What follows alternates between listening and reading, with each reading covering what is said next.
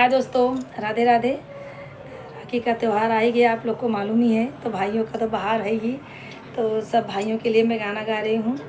ये देश के जवान जो बॉर्डर पे बेचारे बैठे हैं, बहन के पास नहीं आ पा रहे हैं, उन लोग भी सुनेंगे, उनके लिए भी गा रही हूँ। अपने भाई हैं वो भी हैं। कागा बोले मोरे अंगनवा, आज मोरे भैया आई है ना। कागा बोले मोरे अंगनवा, आज मोरे भैया आई है ना। भैया आई है, भैया आई है, भैया आई है ना। कागा बोले मोरे अंगनवा, आज मोरे भैया आई है ना।